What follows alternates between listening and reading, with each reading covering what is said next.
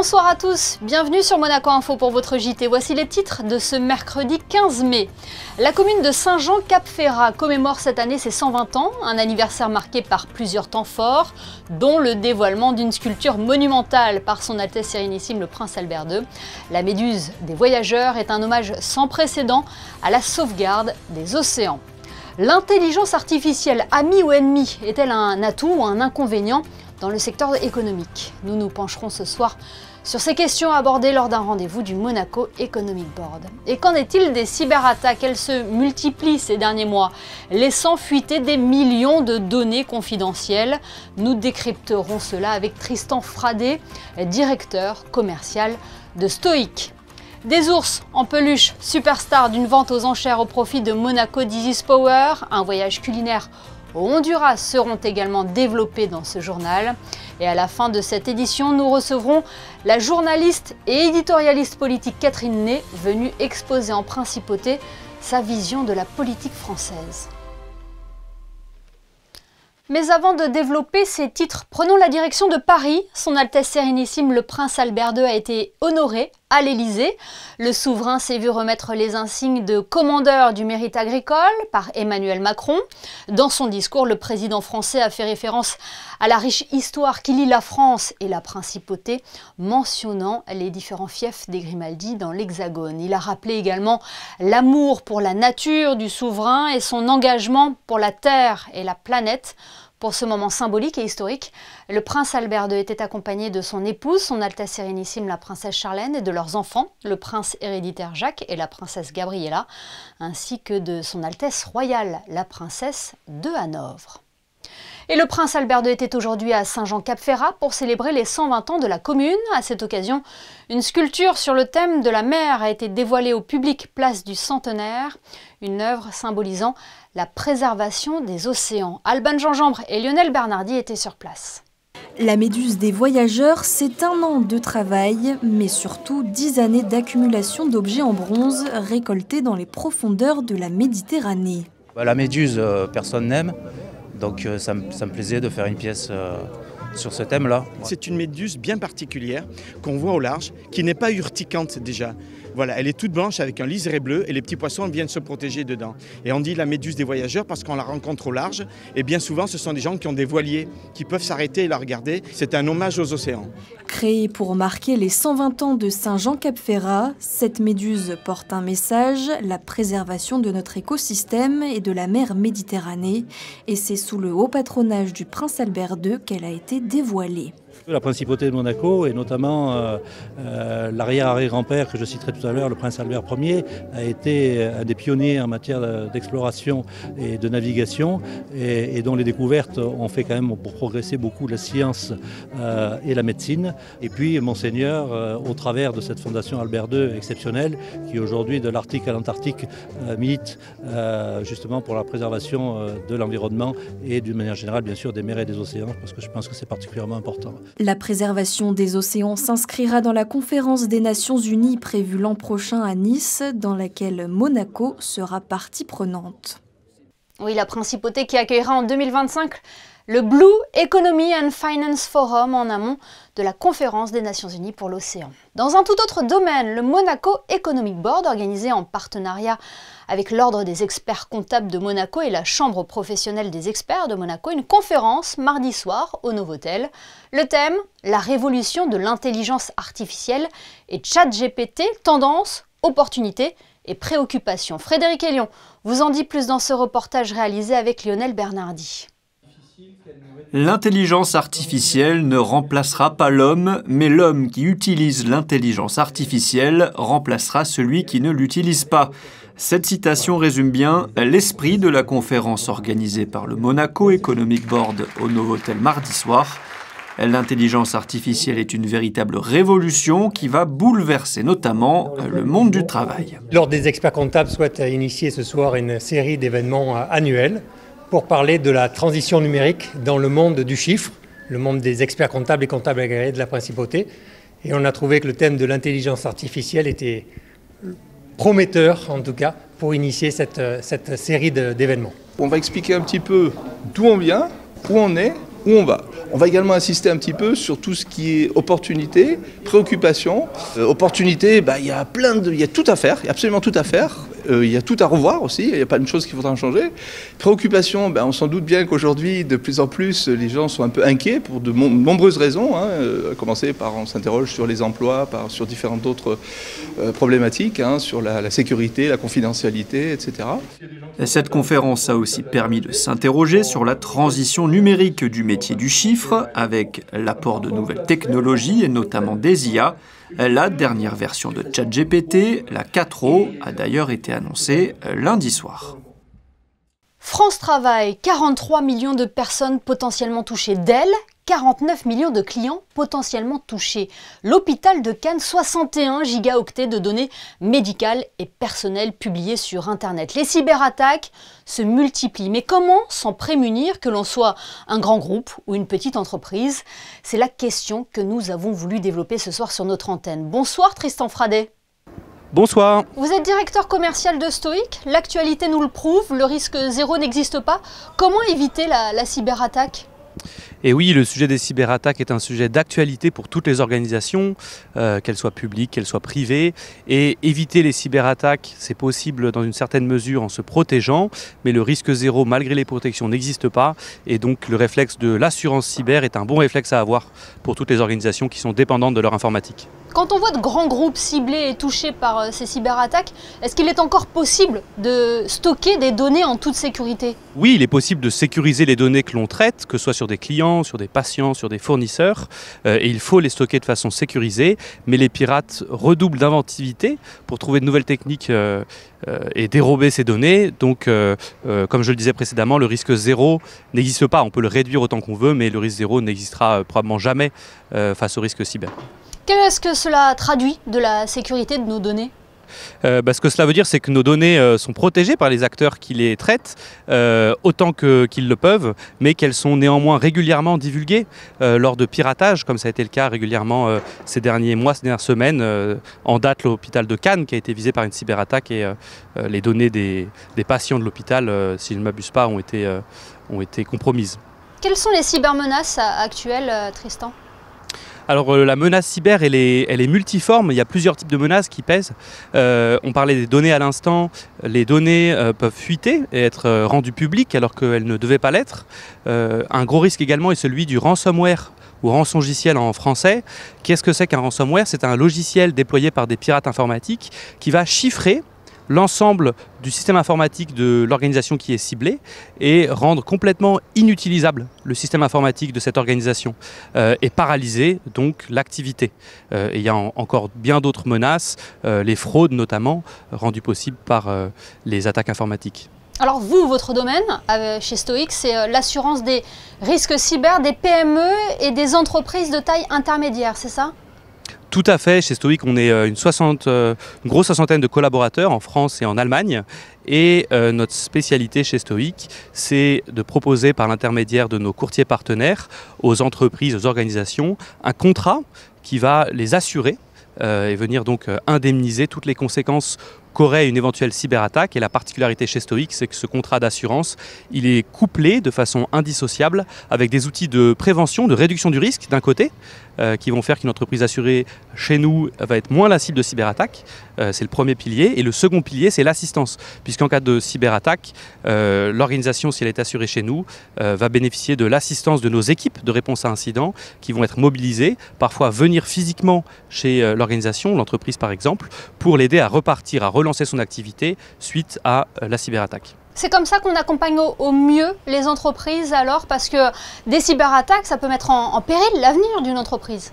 Tout à fait, il y a beaucoup de sociétés qui déposent malheureusement le bilan suite à une cyberattaque et notre produit est une solution 360 degrés face à ce risque. Puisque en amont d'une éventuelle cyberattaque, on va donc la prévenir via la mise à disposition de ces outils de prévention, donc réduire le risque, mais le risque zéro n'existe pas et donc la couverture assurantielle qui vient indemniser les conséquences d'une cyberattaque, elle est très complémentaire à cette prévention.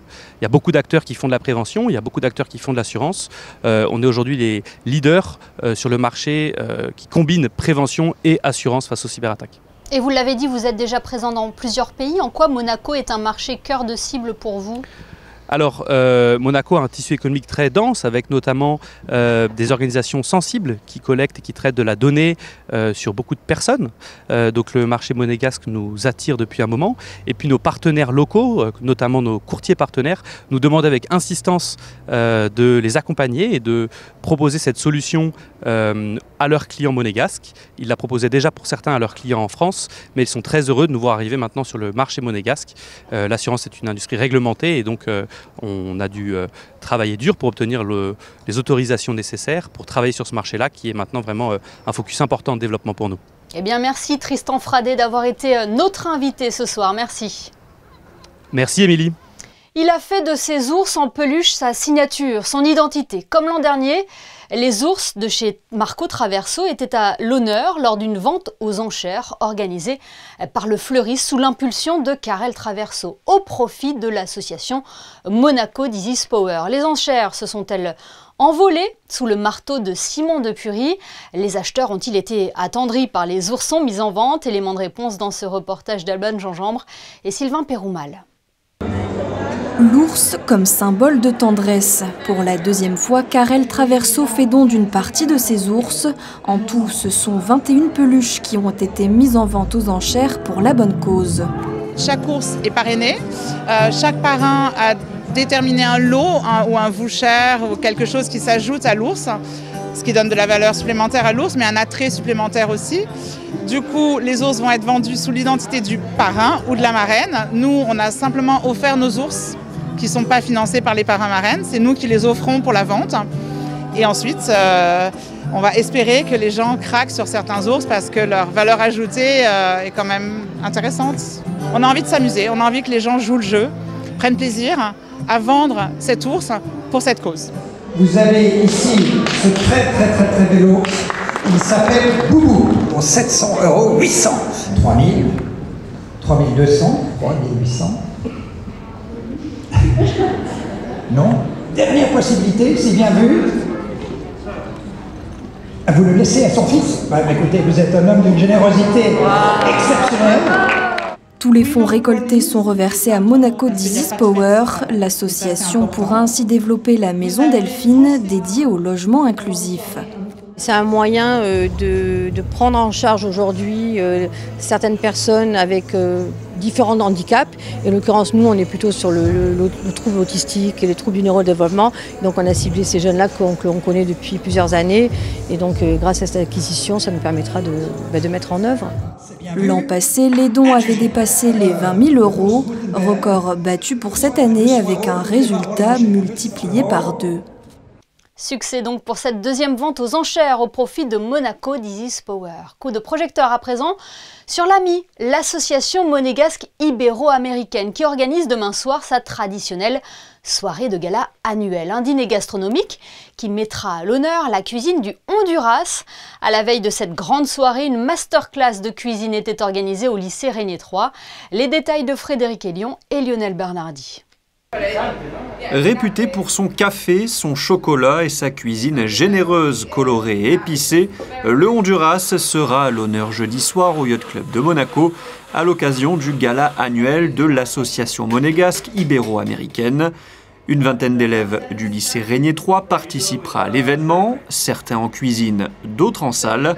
À la veille de cette grande soirée, une masterclass était organisée au sein de l'établissement. The general point of the class was to showcase a little bit of our culture and our gastronomic culture. We did something that is very traditional, and we find it a lot in our supermarché, le marché. It's called carne endiablada in Spanish. It's a very spicy dish. In Honduras, we use a lot of spice, basically, in our food. Une fois la masterclass terminée, direction les cuisines du lycée Régnier 3. Le dîner gastronomique est certes dans un peu plus de 30 heures, mais la mise en place a déjà débuté.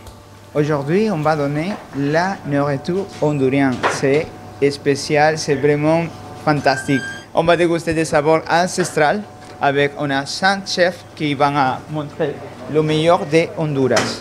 Quel produit vous êtes en train de travailler là? Alors, on va travailler la viande, on va travailler les fruits de mer.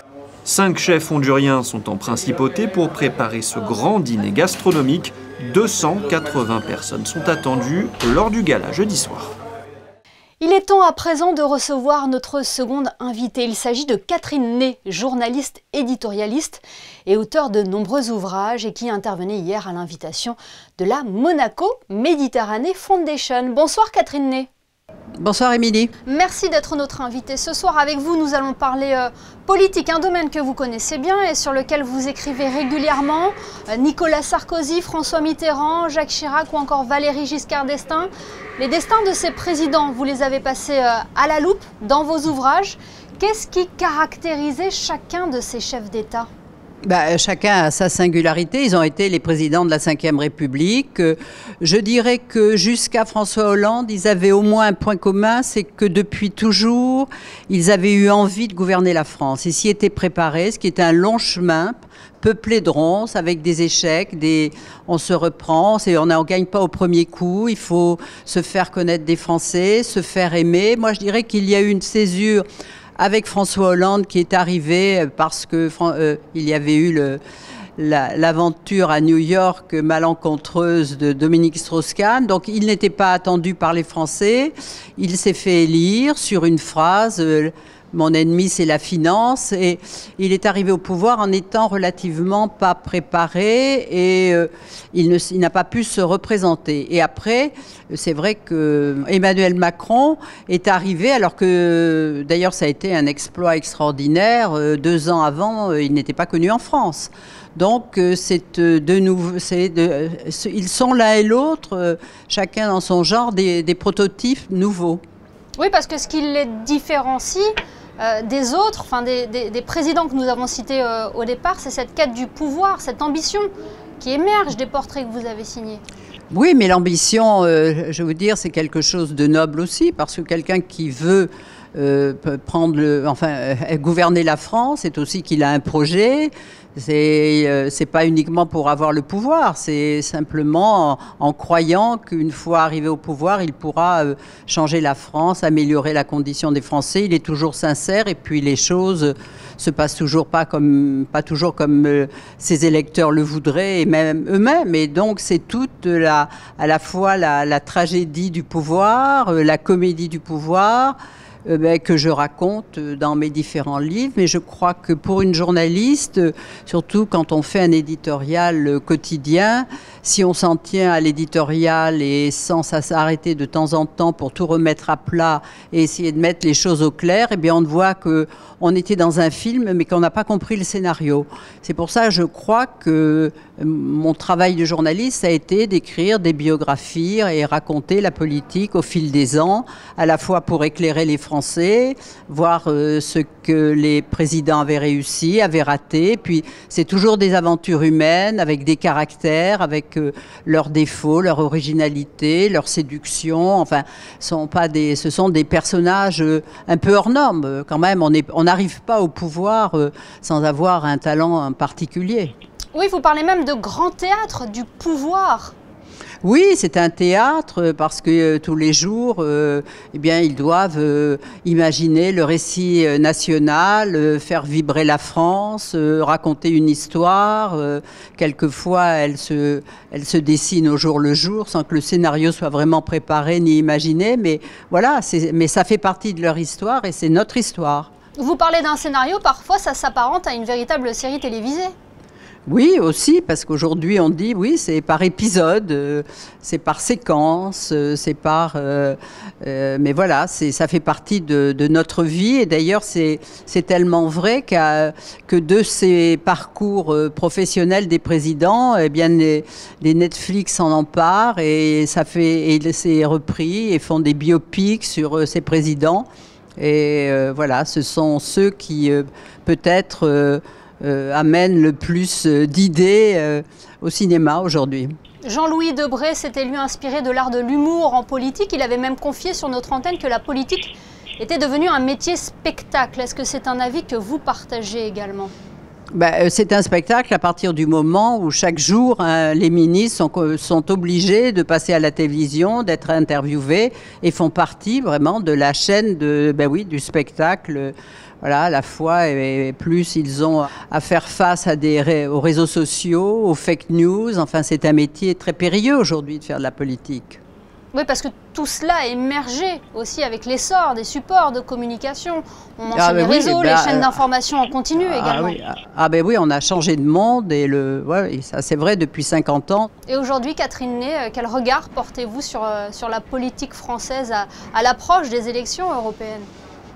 On se demande d'abord quel sera le score du parti présidentiel, parce que le président est sûrement très actif en Europe, vient de faire un discours de 2 heures sur l'Europe où il parlait comme s'il était le président de l'Europe. Est-ce que les Français vont lui en tenir gré et savoir et voter pour celle qui incarne la Macronie? On le verra le 9 juin. Voilà, c'est tout son pari, mais c'est un pari lourd parce que je crois qu'il n'est peut-être pas raisonnable de nommer 2 mois avant l'échéance un petit soldat inconnu pour livrer bataille. Mais Valérie Ayé aurait mérité de se préparer depuis déjà quelques mois. Merci beaucoup Catherine Ney d'avoir été notre invitée. On le rappelle, vous intervenez lors d'une conférence de la Monaco Méditerranée Foundation. Merci d'avoir été avec nous sur Monaco Info. Merci. Dans le reste de l'actualité, en bref, la mairie de Monaco dévoile sa nouvelle salle du conseil. C'est entouré de ses membres que le maire de Monaco, Georges Marsan, a inauguré les lieux. Près de 10 mois de travaux ont été nécessaires pour les rendre plus accueillants tout en préservant l'âme de la salle, comme vous pouvez le voir actuellement à l'écran.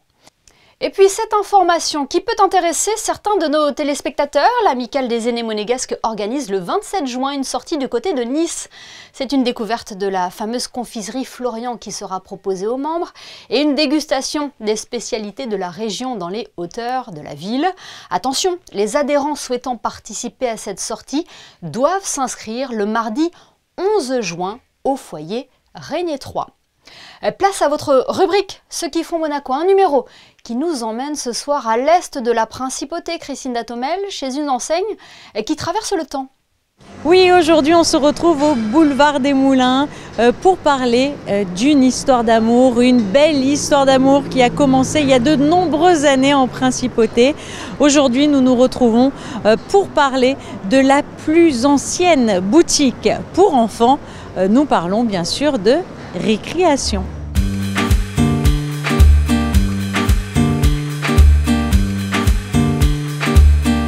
Je suis installée en 1984.